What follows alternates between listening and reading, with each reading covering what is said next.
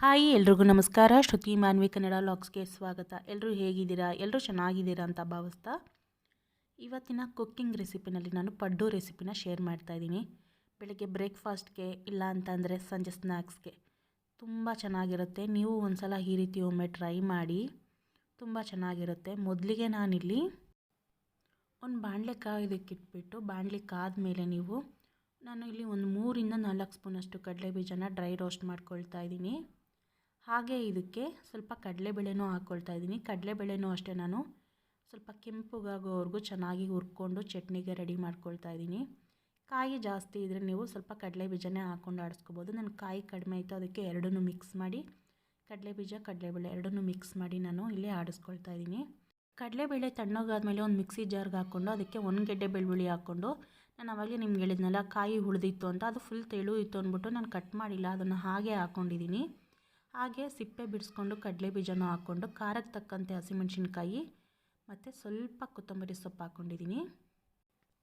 ಹಾಗೆ ಸ್ವಲ್ಪ ಹುಣಸೆಹಣ್ಣು ಹಾಕ್ಕೊಂಡು ರುಚಿಗೆ ತಕ್ಕಷ್ಟು ಉಪ್ಪು ಹಾಕ್ಕೊಂಡು ನೀರು ಹಾಕ್ಕೊಂಡು ಇದನ್ನು ಚಟ್ನಿ ಅದಕ್ಕೆ ಆಡಿಸ್ಕೊಳ್ಳಿ. ನಾನಿಲ್ಲಿ ಯಾವುದೇ ಥರದ್ದು ಒಗ್ಗರಣೆ ಹಾಕ್ಕೊಂಡಿಲ್ಲ. ಹಾಗೆ ನಾನು ದೋಸೆಗೆ ಏನಂತ ರುಬ್ಬಿಟ್ಕೊಂಡಿದ್ದೆ ಹಿಟ್ಟು, ಅದನ್ನು ಸ್ವಲ್ಪ ತೊಗೊಂಡು ಈಗ ನಾನು ಪಡ್ಡುಗೆ ರೆಡಿ ಮಾಡ್ಕೊಳ್ತಾ ಇದ್ದೀನಿ. ಅದರಲ್ಲಿ ನಾನು ಇವಾಗ 2 ಮೀಡಿಯಮ್ ಸೈಜು ಈರುಳ್ಳಿನ ಚಿಕ್ಕ ಚಿಕ್ಕದಾಗಿ ಕಟ್ ಮಾಡಿ ಸೇರಿಸ್ಕೊಂಡಿದ್ದೀನಿ. ಹಾಗೆ 1 ಹಿಡಿಯಷ್ಟು ಸಬ್ಸಿಗೆ ಸೊಪ್ಪು, ಸ್ವಲ್ಪ ಕೊತ್ತಂಬರಿ ಸೊಪ್ಪು ಎರಡನ್ನೂ ಅಷ್ಟೇ ಚಿಕ್ಕ ಚಿಕ್ಕದಾಗಿ ಕಟ್ ಮಾಡಿ ಇಲ್ಲಿ ನಾನು ಹಾಕ್ಕೊಂಡಿರೋದು. ಕಾಯಿ ಪೀಸಸ್ಸು ಅಷ್ಟೇ ಒಂದು ಚಿಕ್ಕದಾಗಿ ಫುಲ್ಲು ಕಟ್ ಮಾಡಿಕೊಂಡು ಹಾಕ್ಕೊಳ್ಳಿ. ಹಾಗೆ 1 ಕ್ಯಾರೆಟ್ನ ಚಿಕ್ಕದಾಗಿ ತುರಿದು ಇಲ್ಲಿ ನಾನು ಹಾಕ್ಕೊಂಡಿದ್ದೀನಿ.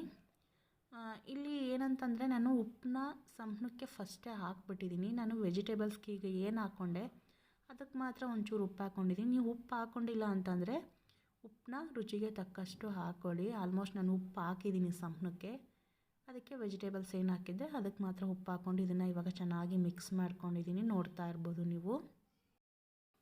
ಆಲ್ಮೋಸ್ಟ್ ನಾವು ದೋಸೆ ಇಡ್ಲಿ ಮಾಡಿದಾಗಲೆಲ್ಲ ಹಿಟ್ಟು ಉಳ್ಕೊಂಡಿರುತ್ತೆ. ಮತ್ತು ದೋಸೆ ಇಡ್ಲಿ ಮಾಡ್ಕೊಳ್ಳೋ ಬದಲು ನೀವು ಉಳಿದಿರೋ ಹಿಟ್ಟಿಗೆ ಈ ಥರ ವೆಜಿಟೇಬಲ್ಸ್ ಎಲ್ಲ ಹಾಕ್ಬಿಟ್ಟು ಪಡ್ಡು ಮಾಡಿಕೊಟ್ರೆ ಸ್ನ್ಯಾಕ್ಸ್ ಥರ ಮಕ್ಕಳು ಇಷ್ಟಪಟ್ಟು ತಿಂತಾರೆ. ತರಕಾರಿ ಇಷ್ಟ ಇಲ್ಲ ಅಂತಂದರೆ ಪ್ಲೇನ್ ಪಡ್ಡು ಕೂಡ ಮಾಡ್ಬೋದು. ಇವಾಗ ನಾನು ಪಡ್ಡು ಪ್ಯಾನ್ನ ಕಾಯೋದಕ್ಕೆ ಇಟ್ಬಿಟ್ಟು ಅದಕ್ಕೆ ನಾನು ಸ್ವಲ್ಪ ಎಣ್ಣೆ ಹಾಕ್ಕೊಳ್ತಾ ಇದ್ದೀನಿ. ಇವಾಗ ಅದಕ್ಕೆ ನಾನು ಎಣ್ಣೆ ಕಡಿಮೆ ತಿನ್ನೋರು ಸ್ವಲ್ಪ ಎಣ್ಣೆ ಕಡಿಮೆನೇ ಹಾಕ್ಕೊಳ್ಳಿ. ನಾನು ಇಲ್ಲೊಂದು ಸ್ವಲ್ಪ ಜಾಸ್ತಿನೇ ಹಾಕ್ಕೊಂಡಿದ್ದೀನಿ ಎಣ್ಣೆನ. ಇವಾಗ ನಾನು ಒಂದೊಂದೇ ಪಡ್ಡುನ ಹಾಕ್ಕೊಳ್ತಾ ಹೋಗ್ತಾ ಇದ್ದೀನಿ. ಆದಷ್ಟು ಈ ಪಡ್ಡುಗಳನ್ನ ನೀವು ಸಿಮ್ಮಲ್ಲೇ ಬೇಯಿಸ್ಕೋಬೇಕಾಗುತ್ತೆ. ಈ ಸಿಮ್ಮಲ್ಲಿ ಬೇಯಿಸ್ತಿರ್ಬೇಕಾದ್ರೆ ಮಧ್ಯದಲ್ಲಿರೋ ಪಡ್ಡು ಬೇಗ ಬೆಂದಿರುತ್ತೆ. ಆವಾಗ ನೀವು ಅದನ್ನು ಬೇಗ ತಿರುವಾಕೋಬೇಕಾಗುತ್ತೆ. ಆಮೇಲೆ ಮಧ್ಯದಲ್ಲಿರೋದು ಬೇಗ ಬೆಂದ ಮೇಲೆ ನೀವು ಅದ್ರ ಪ್ಲೇಸ್ಗಳನ್ನ ಚೇಂಜ್ ಮಾಡ್ತಾ ಹೋಗಬೇಕಾಗುತ್ತೆ. ಮಧ್ಯದಲ್ಲಿರೋ ಪಡ್ಡನ್ನ ಸೈಡಿಗೆ ಎತ್ತಾಕೋಬೇಕಾಗುತ್ತೆ. ಯಾಕಂದರೆ ನೋಡಿ ಆಲ್ಮೋಸ್ಟ್ ಅದು ಬೆಂದಿದೆ. ನೋಡಿ ಇವೆಲ್ಲ ಬೆಂದಿರಲ್ಲ. ಸ್ವಲ್ಪ ಮಧ್ಯಕ್ಕೆ ಹಾಕ್ಕೊಂಡು ಬೇಗ ಬೇಯಿಸ್ಕೋಬೋದು. ಸ್ವಲ್ಪ ಕೈ ಆಡಿಸ್ತಾ ಇದ್ದರೆ ಬೇಗ ಆಗಿಬಿಡುತ್ತೆ. ನಾನು ಅದನ್ನು ಪ್ಲೇಸ್ಗಳನ್ನ ಎಕ್ಸ್ಚೇಂಜ್ ಮಾಡಿ ಬೇಯಿಸ್ಕೊಂಡಿರೋದು. ಲೈಟಾಗಿ ಬೇಯಿಸ್ಕೊಂಡು ತಿಂತೀನಿ ಅಂತಂದರೆ ಲೈಟಾಗೂ ಮಾಡ್ಕೊಂಡು ತಿನ್ಬೋದು. ನನಗೆ ಈ ಥರ ಗೋಲ್ಡನ್ ಕಲರ್ ಇದ್ದರೆ ಚೆನ್ನಾಗಿರುತ್ತೆ. ಒಂಥರ ಕರ್ಮ್ ಅಂತ ಇರುತ್ತೆ. ಮೇಲ್ಗಡೆ ಎಲ್ಲ ಒಳಗಡೆ ಕ್ರಿಸ್ಪಿಯಾಗಿ ಚೆನ್ನಾಗಿರುತ್ತೆ ಪಡ್ಡು. ಒಂದು 20 ನಿಮಿಷ ಈ ಪಡ್ಡುನ ಚೆನ್ನಾಗಿ ಬೇಯಿಸ್ಕೊಂಡ್ರೆ ಪಡ್ಡು ರೆಡಿ ಆಗುತ್ತೆ. ಆಲ್ಮೋಸ್ಟ್ ನೀವು ನೋಡ್ತಾ ಇರ್ಬೋದು ಇವಾಗ ಪಡ್ಡುಗಳು ರೆಡಿಯಾಗಿದೆ. ಇದನ್ನು ಇವಾಗ ಚಟ್ನಿ ಜೊತೆ ಸರ್ವ್ ಮಾಡ್ಕೊಳ್ಳೋಣ. ನೀವು ಚಟ್ನಿಗೆ ಬೇಕು ಅಂತಂದರೆ ಒಗ್ಗರಣೆ ಹಾಕ್ಕೋಬೋದು, ಆಪ್ಷನ್ನು. ಒಗ್ಗರಣೆ ಹಾಕ್ಕೊಂಡ್ರೆ ಇನ್ನೂ ಚೆನ್ನಾಗಿರುತ್ತೆ. ಬಟ್ ನಾನು ಇವತ್ತಿಲ್ಲಿ ಒಗ್ಗರಣೆ ಹಾಕ್ಕೊಂಡಿಲ್ಲ, ನಾನು ಹಾಗೆ ಸರ್ವ್ ಮಾಡ್ಕೊಳ್ತಾ ಇದ್ದೀನಿ. ಹಾಗೆ ಈ ಪಡ್ಡು ಮತ್ತು ಚಟ್ನಿ ರೆಸಿಪಿ ಇಷ್ಟ ಆಗಿದೆ ಅಂತ ಭಾವಿಸ್ತಾ ಈ ವಿಡಿಯೋನ ಇಲ್ಲಿಗೆ ಎಂಡ್ ಮಾಡ್ತಾ ಇದ್ದೀನಿ. ಪ್ಲೀಸ್ ವಿಡಿಯೋ ಇಷ್ಟ ಆಗಿದರೆ ಲೈಕ್ ಮಾಡಿ, ಶೇರ್ ಮಾಡಿ, ಕಮೆಂಟ್ ಮಾಡಿ. ಪ್ಲೀಸ್ ಸಬ್ಸ್ಕ್ರೈಬ್ ಮಾಡ್ಕೊಳ್ಳಿ.